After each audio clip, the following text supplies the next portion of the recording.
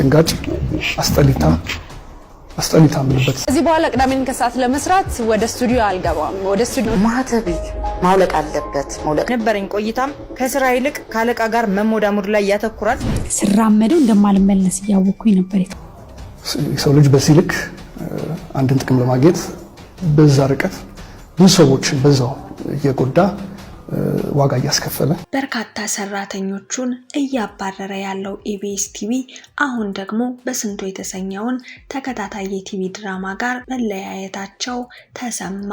በስንቱ የተሰኘው ተወዳጅ የሲትኮም ድራማና ኢቢኤስ ምን አለያያቸው? በኢቢኤስ ቲቪ ሌላ ድራማ ሊተላለፍ ነው። ድራማውስ ምን የሚልና የምንስ ሰው ጊዜት ያለው ነው? ውድ ቤተሰቦቻችን እንደምን ቆያችሁልን? የነዚህንና ሌሎችንም መረጃዎች አጠናክረን ይዘናል። ቪዲዮውን ላይክ በማድረግ ጀምሩ። ሼር፣ ሰብስክራይብም እንዳይረሳ። የለቀቅናቸው ቪዲዮዎች በቀጥታ እንዲደርሳችሁ የደወል ምልክቷን በመጫን አብራችሁን እስከ ፍጻሜው ዝለቁ።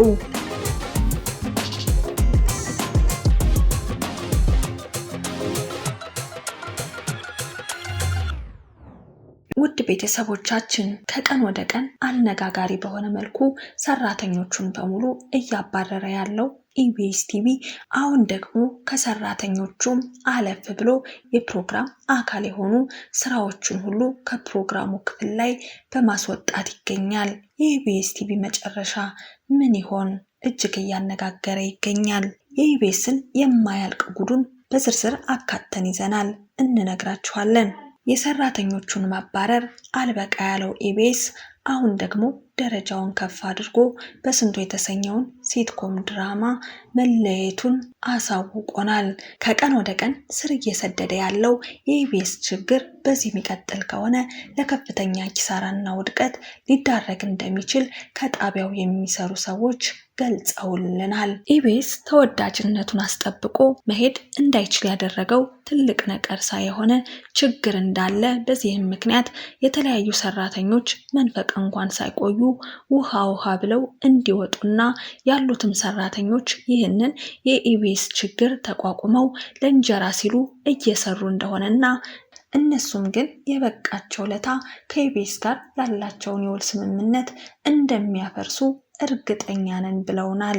ታዲያም ኢቢኤስ የነበረው እውቅናና ዝና ማስቀጠል እንዳይችል ያደረገውን ለብዙ ሰራተኞቹ የእግር እሳት የሆነውን ችግሩን መቅረፍ ካልቻለ እጅግ ከባድ ነገር ውስጥ እንደሚገባ ማንነታቸው እንዲገለጽ ያልፈለጉ የኢቢኤስ ሰራተኞች ነግረውናል። ታዲያም ኢቢኤስና በስንቱ ተከታታይ ሲትኮም ድራማ ረዘም ላሉ ጊዜያቶች በጥልና በሰጣ ገባዎች ውስጥ አብረው ለመራመድ ችለው የነበረ ቢሆንም ጥሉና ሰጣ ገባው ከፍ በማለቱ በአብሮነት ሲራመዱ የነበረውን የስራ ግንኙነት በከፍተኛ ግጭት የስራ የውል ስምምነታቸውን አቋርጠዋል። ታዲያም አሁን ኢቢኤስ ቲቪ ሰውነት የተሰኘ ተከታታይ የቲቪ ድራማ ለማሳየት ዝግጅቱን ጨርሷል። በቅርቡ ለእይታ ከሚቀርቡ የሀገራችን ተከታታይ የቲቪ ድራማ ስራዎች መካከል አንዱ ሰውነት ይሰኛል። ሰውነት የተሰኘ ተከታታይ የቲቪ ድራማ እንደሚመጣ ከሳምንት በፊት ታውቋል። ሰውነት የተሰኘው ድራማ 4 ሲዝኖች ያሉት 48 ክፍሎች ወይም ኤፒሶዶች ያሉት ተከታታይ የቲቪ ስራ መሆኑን ሰምተናል። ቤዛ ኃይሉ ዋና ጸሐፊ ወይም ሄድ ራይተር ሆና ፈጠራውም ሆነ ክሬቲቪቲው የሷ ነው። ከዛ ባለፈ ደግሞ የክፍሉ ወይም የኤፒሶዱ ጸሐፊዎች ይሳተፉበታል። ነብዩ ስዩም፣ ሚኪያስ ተሾመ፣ ኤደን ሙሉጌታ እንደሚሳተፉበት ሰምተናል። ዳይሬክቲንጉን ደግሞ በስሬት ፊልም የምናውቀው ኒሻን፣ ከዛ በኋላ ደግሞ ያሳየን ይድነቃቸው ሹመቴ ዳይሬክቲንጉን እንደሚጠበብበት አውቀናል። ሲኒማቶግራፊው ደግሞ ሲዝን 1 እና 2 ሽመልስ ታደሰ፣ 3 እና 4 ደግሞ ዓለም ዘውድ ካሳሁን በድንቅ ስራቸው እንደተወጡት መረጃዎች እጃችን ላይ ገብተዋል። በትወናው ረገድ ደግሞ ሱራፌል ተካ፣ ሞገስ ወልደ ዮሐንስ፣ መሰረት ህይወት ይተውኑበታል። እንዲሁም በአፋፍ ድራማ ላይ ወዳጅነትን ያተረፈችው ተዋናይት በአምላክ ብርሃኑ ትሳተፍበታለች። በሞፒክስ ፊልም ፕሮዳክሽን አማካኝነት የቀረበ ነው። ሰውነት የተሰኘው ተከታታይ የቲቪ ድራማ በቅርብ ጊዜ ውስጥ ለእይታ እንደሚበቃ ሰምተናል። ለገና በዓል አካባቢ ኢቢኤስ ሊያስተላልፈው እንደሚችል የወጡት መረጃዎች ያሳያሉ። ፊልሙ በተለያዩ አካባቢዎች ተቀርጿል። ቢሾፍቱ ያለው ቀረጻ ሙሉ ለሙሉ ተገባዷል። አሁን ደግሞ ለተጨማሪ ቀረጻዎች ወደ ቡታጅራ ወጥተው ቀረጻ እያደረጉ እንደሆነ ደውለንላቸው አረጋግጠናል። ዳይሬክተሩ ይድነቃቸው ሹመቴ ጋር ባደረግነው ቆይታ ስለ ሰውነት ድራማ ጥቂት ነገር ነግሮናል። ሰውነት ምን ላይ የሚያተኩር ነው?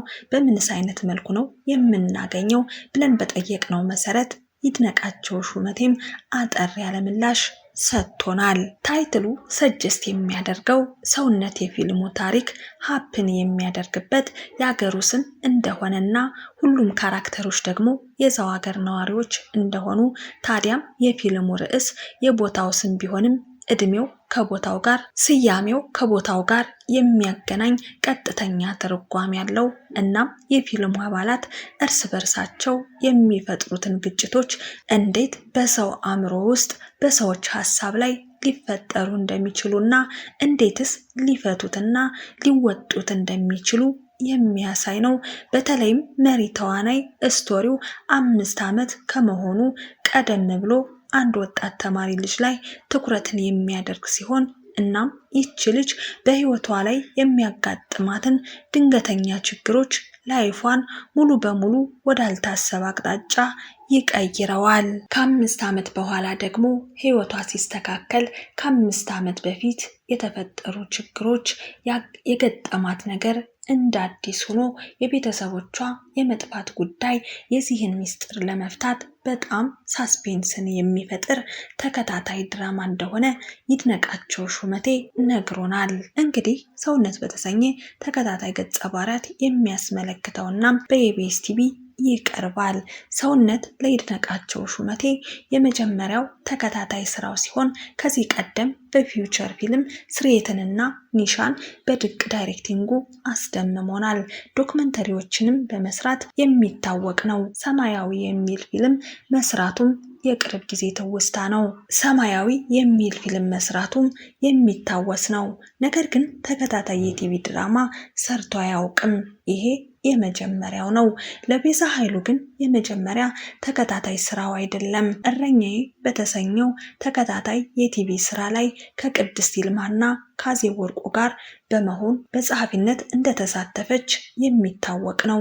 ለዚህም የሁለቱ ጥምረት እጅግ ይጠበቃል። ሌላኛው የሰማነው ሞፒክስ ፊልም ፕሮዳክሽን ሲሆን የሚሰራው የፋይናንስ ድጋፍ የተባበሩት መንግስታት ድርጅት አንድ ተቋም እንዳገኙ ሰምተናል። በዚህም 48 ተከታታይ ክፍሎች ያሉት ሰውነት ድራማ የተለያዩ ጉዳዮችን እንደሚዳስስ ተመልክተናል። ብዙዎችም በአስተያየታቸው ከግርሳት ተከታታይ ድራማ በኋላ ሌላ ፊልም ኢቢኤስ አላስመለከተንም ሲሉ ተደምጠዋል። በስንቱና ዙሮ መውጫዬ የተሰኙ ሲትኮም ድራማዎች ቢመጡም እንደ ግርሳትና እንደ ሰውነት ያለ ድራማ ግን አላስመለከተንም ነበር። ታዲያም ለዚህ ምላሽ ሰውነት የተሰኘው ተከታታይ ድራማ ብቅ ብሏል። ታህሳስ ወር ሳይጠናቀቅ ይተላለፋል። ቀን ግን ይህ ነው ብሎ አላሳወቀንም። ኢቢኤስ ቲቪ ቀኑን ሲያሳውቅ እንደምንነግራችሁ ከወዲሁ ቃል እንገባለን። ውድ ቤተሰቦቻችን ለዛሬ የነበረን መረጃ ይህንን ይመስል ነበረ። በያላችሁበት ሰላማችሁ ይብዛ እያልሁ ለዛሬ እዚህ ጋር አበቃው። ቸር ያገናኘን።